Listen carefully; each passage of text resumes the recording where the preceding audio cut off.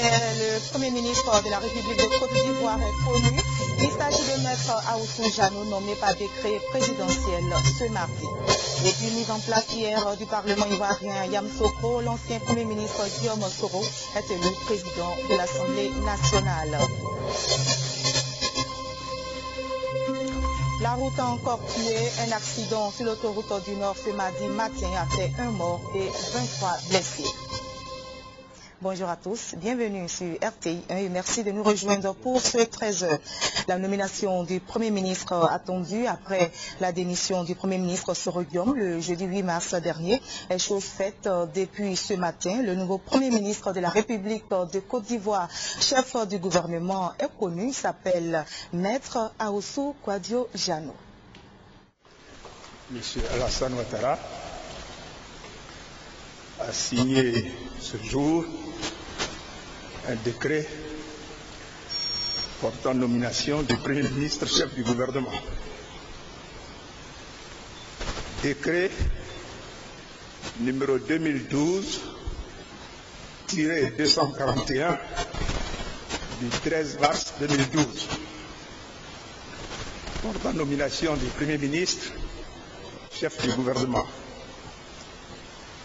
Le président de la République, vu la Constitution, décrète, article 1, M. Diano Kwadio Ahoussou est nommé Premier ministre, chef du gouvernement.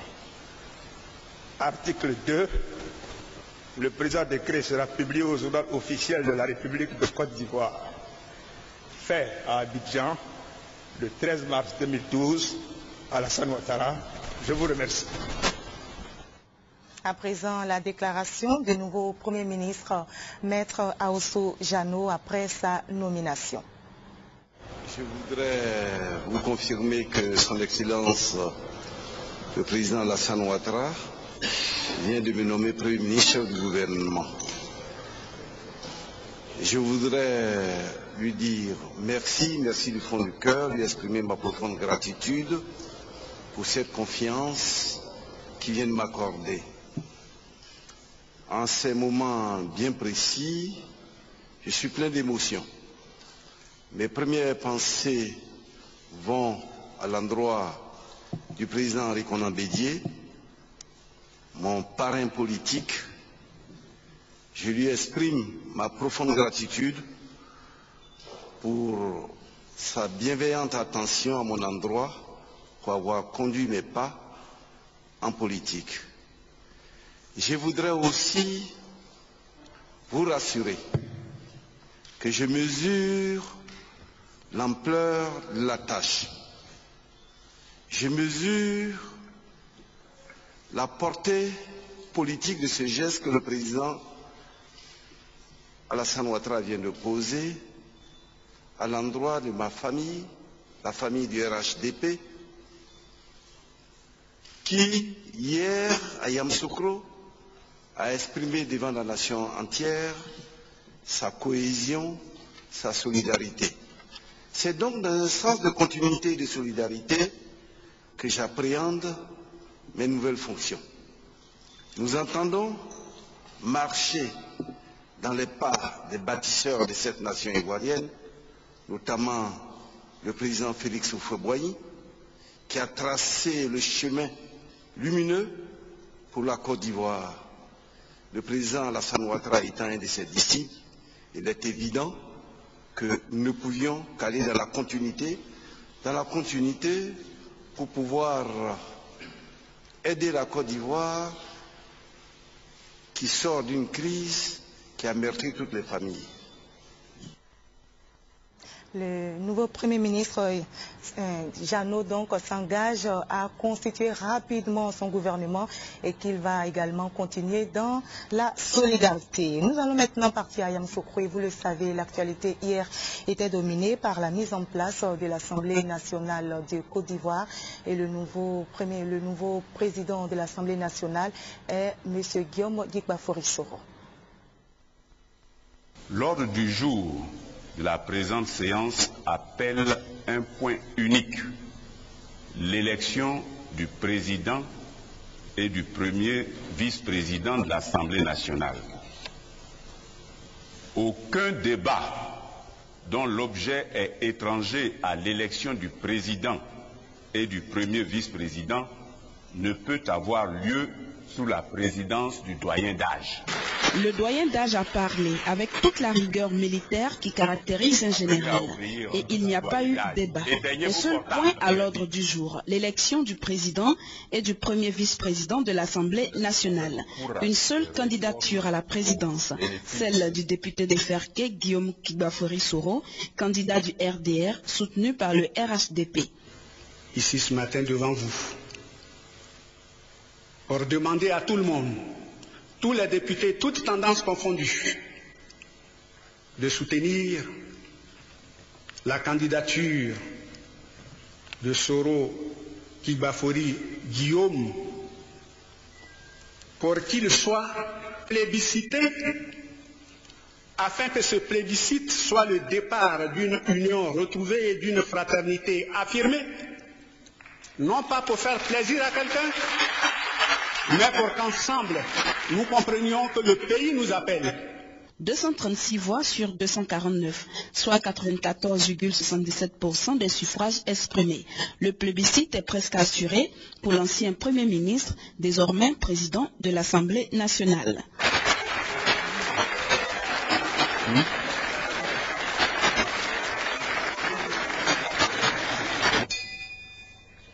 La candidature de Fatiga Sarr à la première vice-présidence reçoit le même accueil ou presque.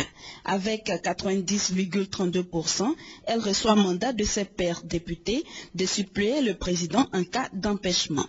La deuxième législature de la Seconde République est ainsi installée, désormais apte à légiférer. Après son élection, le nouveau président de l'Assemblée nationale, Guillaume Soro, a pris l'engagement de travailler sans relâche au rassemblement de tous les Ivoiriens. Il a appelé par conséquent ses collègues à accomplir leur mission dans un esprit de démocratie partagée. Je vous propose un extrait de son intervention. Vous venez de me confier les destinées de notre Assemblée nationale, symbole de notre démocratie, lieu par excellence où s'exprime librement la volonté du peuple ivoirien. Au moment où vous venez de m'élire à cette éminente fonction, je veux vous dire, chers collègues, à la fois mon émotion et mon infinie reconnaissance. Je veux vous féliciter, vous qui avez voté pour moi. Je salue aussi ceux qui n'ont pas porté leur choix sur moi, car par ce geste, vous m'avez grandi et vous avez grandi la démocratie.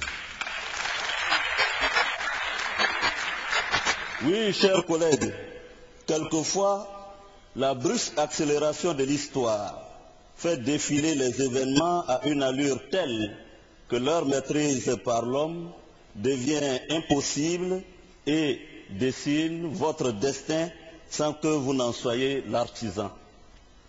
Présider notre Assemblée nationale, l'Assemblée nationale de notre pays, constitue un immense honneur. Pour ma part, je m'engage à ne pas vous décevoir. Quelques réactions ont été recueillies pour vous après l'élection du nouveau président de l'Assemblée nationale par Ali Diarra-Souba.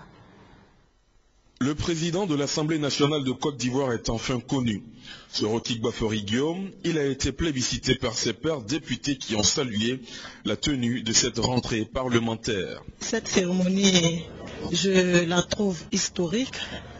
Du reste, parce que vous savez combien de temps nous avons attendu pour avoir une deuxième législature et nous l'avons enfin. Je pense que pour moi, elle est vraiment historique. L'ex-premier ministre, aujourd'hui président de l'Assemblée nationale de Côte d'Ivoire, a des qualités qu'il va mettre au service des Ivoiriens.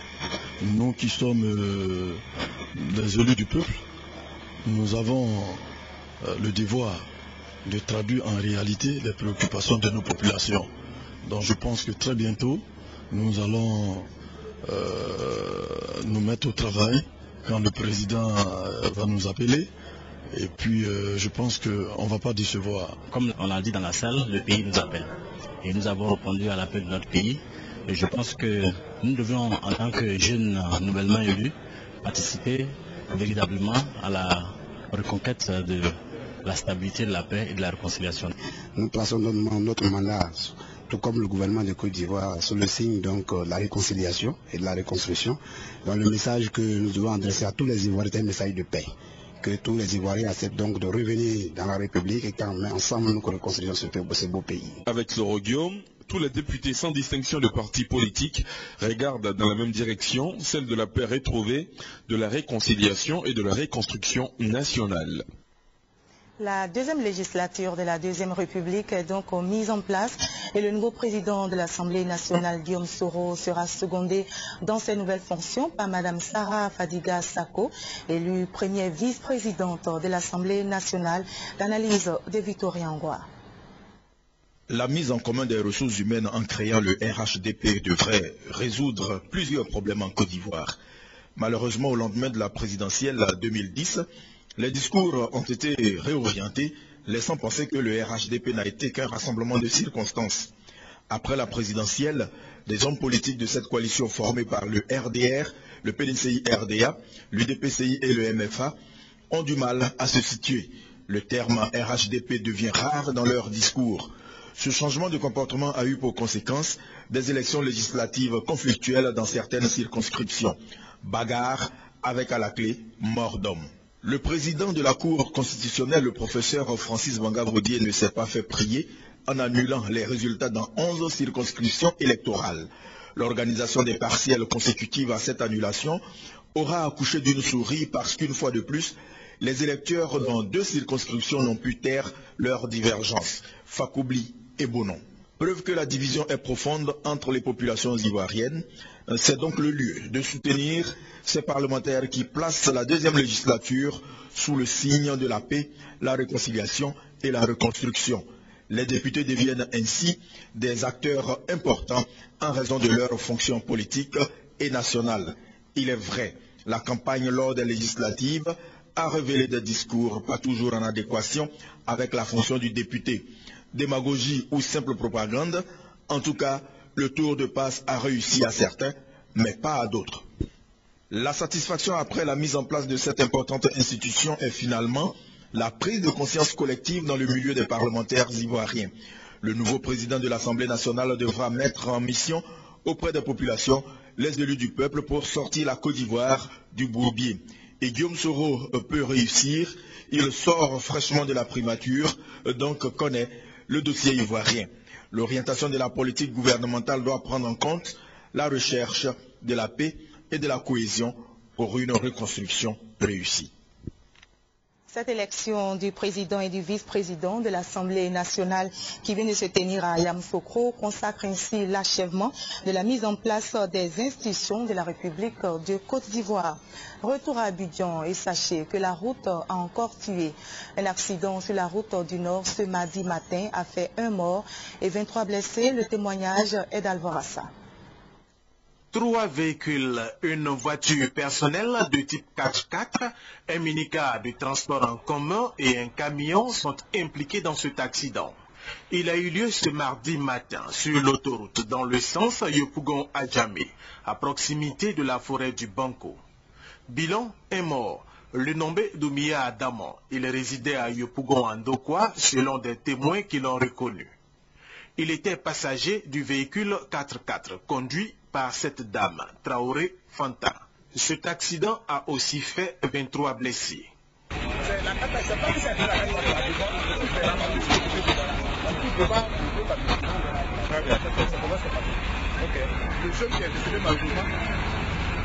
Avant que la première chute, la catane a touché d'abord la tête mais là il est sorti, il est sorti, il s'est balancé, il est sorti, il est tombé. Tous les blessés dont la vie ne serait pas en danger, selon les sapeurs-pompiers militaires, ont été évacués dans le centre hospitalier universitaire d'Abidjan. À Boaké, dans la région du Gbeke, les responsables de l'administration douanière ont eu une séance de travail avec les commerçants. Les échanges ont porté sur les formalités relatives au dédouanement des marchandises dans les zones au centre, nord et ouest. Charles Niaoré pour RTI Boaké. Près d'un an après la fin de la crise ivoirienne, le temps est venu pour chaque Ivoirien et toute personne ayant un intérêt en Côte d'Ivoire de contribuer à la reconstruction du pays, quel que soit le domaine d'activité des uns et des autres. C'est en substance le message de l'inspecteur des services des douanes, le colonel Assimian Victor, aux opérateurs économiques et commerçants de la région du Gbeke. À cette rencontre en pointe de vérité, les deux parties, en présence du préfet de région, Koné Ata, ont longuement échangé sur les modalités de dédouanement des marchandises en souffrance dans les magasins des localités situées en zone ex-CNO.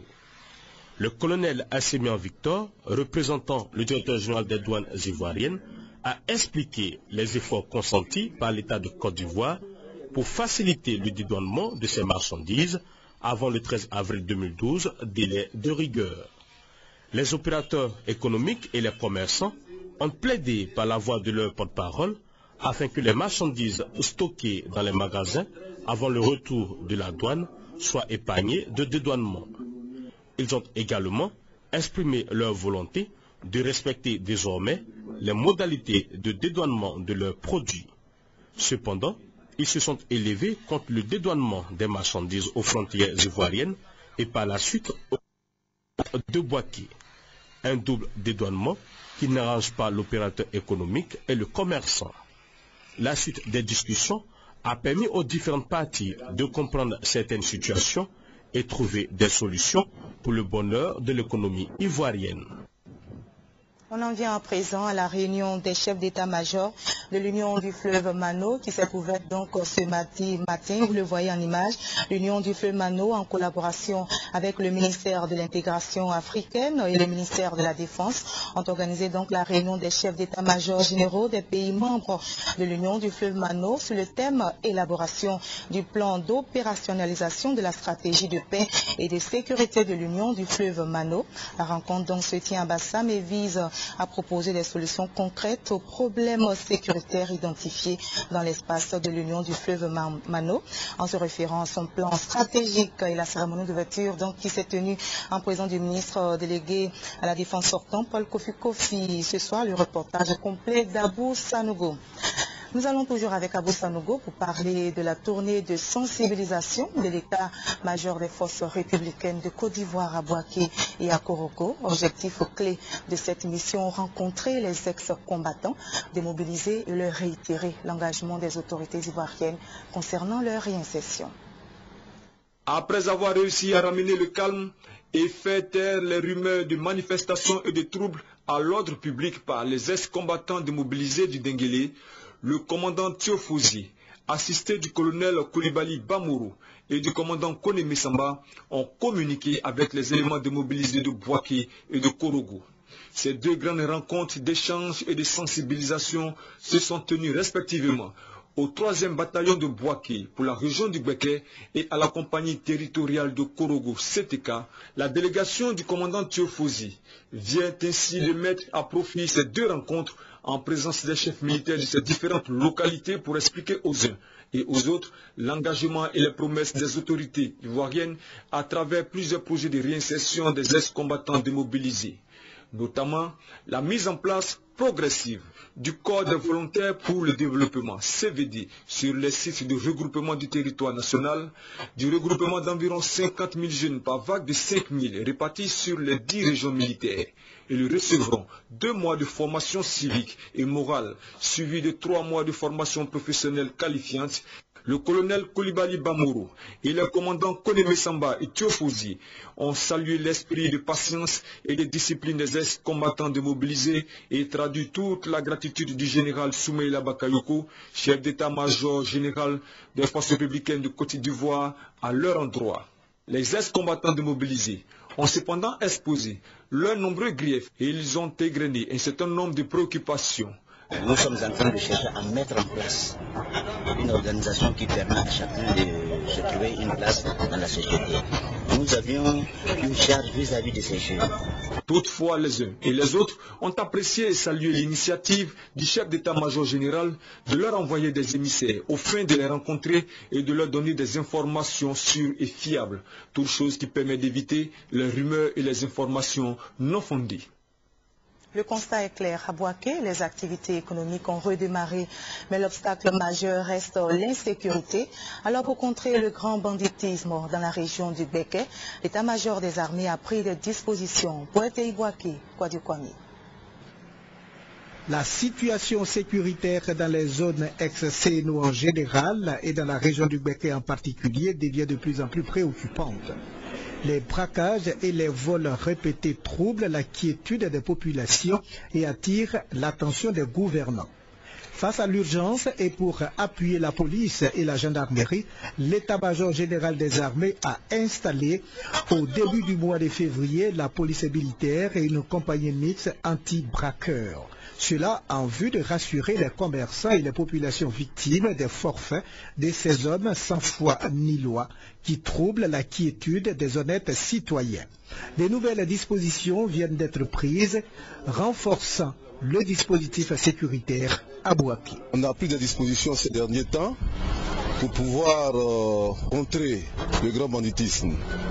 Il s'agit de la police militaire qui a été mise en place il n'y a pas longtemps. Elle a été appuyée par une compagnie mixte de lutte contre les coupeurs de route. Avec ces deux leviers sécuritaires, nous sommes en train de faire du travail sur le terrain.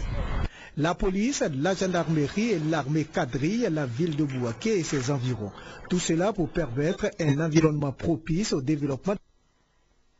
Restons toujours dans la région du Béké pour parler cette fois-ci des difficultés de fonctionnement du Centre national de transfusion sanguine du CHU de Bouaké. Au nombre des difficultés, le manque de laboratoire pour le traitement du sang. Chaltatou Poeté Bouaké. Logé dans l'enceinte du centre hospitalier universitaire de Bouaké, le Centre national de transfusion sanguine, CNTS, a repris du service en 2007 comme la majorité des services étatiques. Sillonnant les collèges et lycées sur invitation des ONG et organisations de sa zone de couverture, le CNTS de Bouaké collecte environ 800 poches non testées par mois. Malgré ces chiffres, nombreux sont les malades à la recherche de sang qui meurent au CHU de Bouaké. Selon les responsables du dit établissement, sur 600 poches collectées pour être testées à Abidjan, seulement 80 retournent au CNTS de Bouaké pour servir la région. Pour remédier à cette situation, une seule solution existe, à savoir doter la banque de sang de Bouaké en laboratoire comme par le passé avant la crise 2002. Aujourd'hui, c'est une paire de manches et je pense que c'est au niveau étatique que cette solution pourra être trouvée.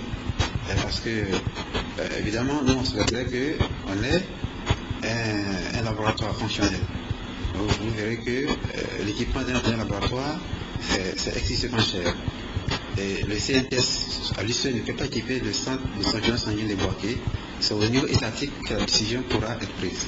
À côté de ces efforts consentis par le CNTS pour avoir quelques poches de sang, d'énormes difficultés subsistent. Manque de matériel approprié, de personnel qualifié et disponible, puis défaut de groupes électrogènes en cas de coupure d'électricité.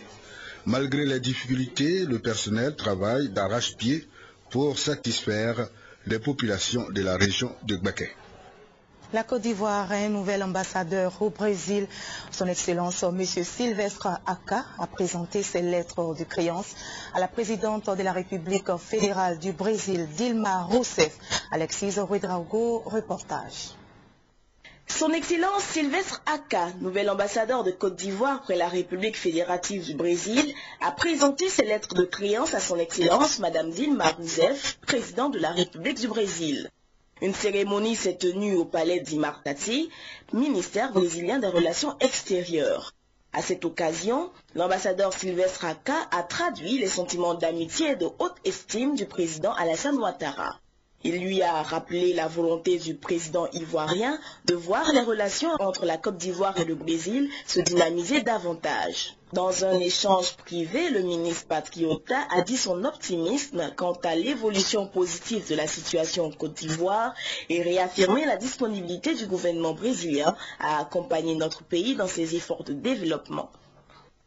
Retenez, seul fait majeur de l'actualité nationale de ce jour, la nomination du Premier ministre de la République de Côte d'Ivoire, Maître Ahoussou Jano, qui est l'homme. Regardez ce portrait. Avant d'être désigné Premier ministre de la République de Côte d'Ivoire, Maître Ahoussou Kouadio Jano était ministre d'État, garde des Sceaux, ministre de la Justice.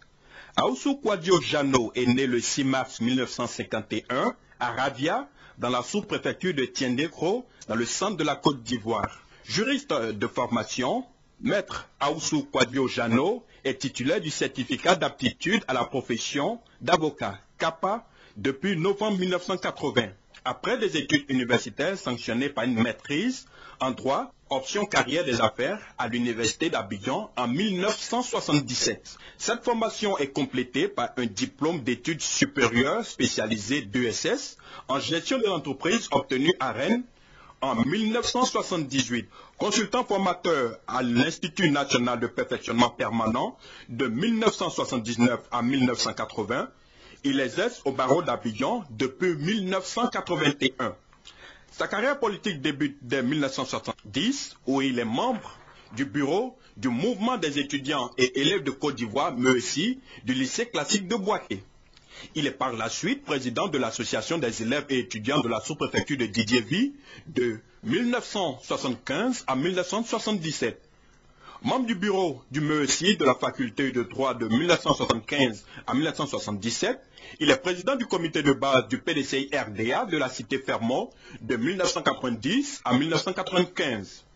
Rapporteur général adjoint de la commission de politique générale au 9e congrès du PDCI RDA, Maître Ahoussou Kouadio Jano est président de la cellule des juristes militants du PDCI RDA depuis 1990. Membre du bureau de la coordination régionale du PDCI Yamsoukro, chargé des affaires juridiques, membre du bureau politique du PDCI RDA, il est depuis le 11e congrès du PDCI RDA, secrétaire général adjoint de ce parti, chargé des affaires juridiques.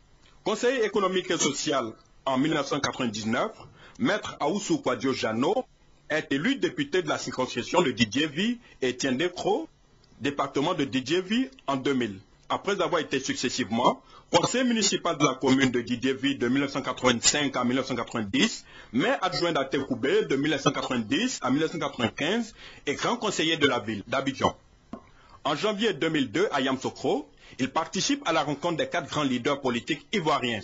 Nommé ministre de l'Industrie et de la Promotion du secteur privé le 5 août 2002, Maître Ahoussou Kouadio Jano participe aux négociations ivoiriennes de Lomé au titre de la délégation ivoirienne et fait partie du comité des personnes ressources du PDCI RDA aux négociations de l'INAS Marcoussis. Après son départ du gouvernement en décembre 2005, il se consacre pleinement aux activités du PDCI RDA et assiste le président Henri Konan Bédié au cours des principales rencontres politiques sur la crise ivoirienne, aussi bien en Côte d'Ivoire qu'à l'étranger. À ce titre, il participe régulièrement aux réunions du cadre permanent de concertation CPC dans le cadre du suivi des accords de Ouagadougou, aussi bien à Ouagadougou, Abidjan et Yamsoukro. Élu à la tête de l'association des cadres et élus PDCI RDA du Grand Centre en 2010, il est désigné comme directeur national de campagne du candidat du RHDP, son Excellence Alassane Ouattara, pour l'élection présidentielle du 28 novembre 2000. Mari et père de 6 enfants, Maître Ahoussou Kouadio Jano est désigné le 5 décembre 2010 ministre d'État, garde des Sceaux, ministre de la Justice et des Droits de l'Homme du gouvernement de la République de Côte d'Ivoire. Mari et père de 6 enfants, Ahoussou Kouadio Jano est désigné en décembre 2010 ministre d'État, garde des Sceaux, ministre de la Justice et des Droits de l'Homme par le président Alassane Ouattara. Cumulativement à cette fonction, il est ministre délégué de la construction, de l'urbanisme et de l'habitat lors de la crise post-électorale. En juin 2011, quelques mois après la crise post-électorale, Ahoussou Kouadio Jano est confirmé dans ses fonctions de ministre d'État, garde des Sceaux, ministre de la Justice. En décembre 2011, il est élu député de la circonscription de Didiéville. Et conformément donc aux accords des partis politiques du Rassemblement des oufouettistes pour la démocratie et la paix, Maître Ahoussou Jano devient ainsi le 7e Premier ministre de la République de Côte d'Ivoire. Récit signé Lansana Ouattara. Et donc, il faut retenir que ce mardi, le président de la République, Alassane Ouattara, a pris un décret nommant Maître Ahoussou Kouadio-Diallo, Premier ministre de la République de Côte d'Ivoire. En sport, l'Ivoirienne Muriel Aouré, médaillée d'argent dans l'épreuve des 60 mètres dames aux mondiaux d'athlétisme en Turquie, arrive ce soir à 19h à Abidjan. C'est ici qu'on s'arrête. Merci de nous avoir suivis. Merci de toujours choisir la RTI 1 pour vous informer.